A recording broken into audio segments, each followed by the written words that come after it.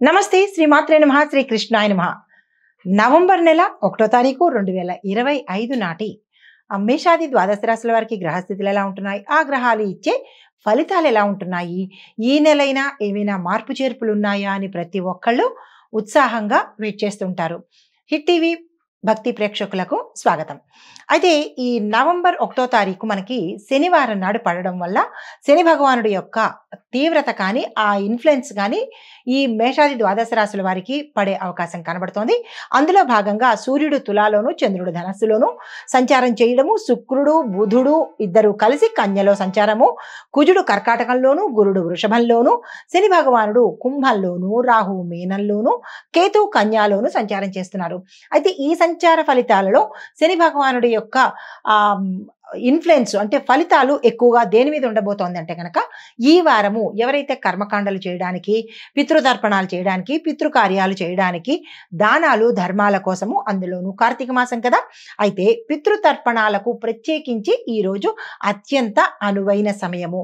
ఎవరికైనా పితృదోషాలు ఉన్నా, పితృశాపాలు ఉన్నా, లేదా తర్పణాలు వదలాలనుకున్నా మహాలయ పక్షాల్లో కానీ లేదా మొన్న చేయవలసిన పనుల్లో కానీ అమావాస్యలో కానీ మిస్ అయిన వాళ్ళు ఈ రోజు చేసుకున్నట్టయితే కనుక విశేషమైన ఫలితాలు ఉంటాయి.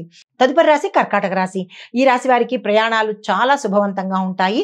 దీంతో పాటు కుటుంబ విషయాలలో ఏవైనా సమస్యలు గత కొంతకాలం నుంచి ఉంటే కనుక అవి సామరస్యంగా సానుకూలంగా పరిష్కార దిశకు వెళ్ళిపోయే అవకాశాలు ఉన్నాయి.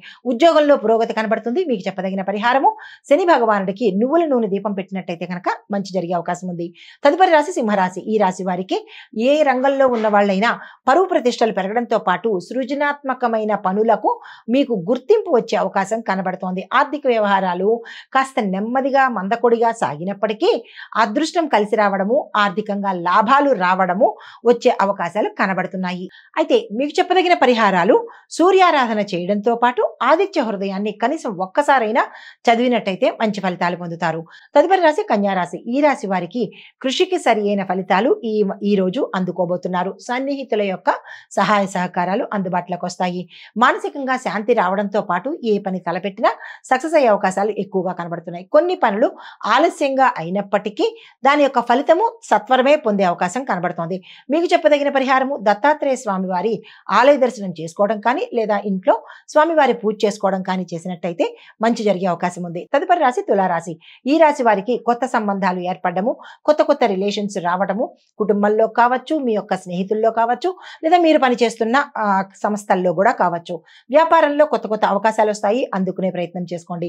ఆరోగ్యం పట్ల మాత్రం జాగ్రత్తగా ఉండే ప్రయాణాలు చేసేటప్పుడు జాగ్రత్తలు తీసుకుని ప్రయాణం చేయండి. తప్పదు అని అనుకుంటేనే తప్ప, లేదు అంటే కనుక పోస్ట్ పోన్ చేసుకోవడమే చెప్పదగిన సూచన.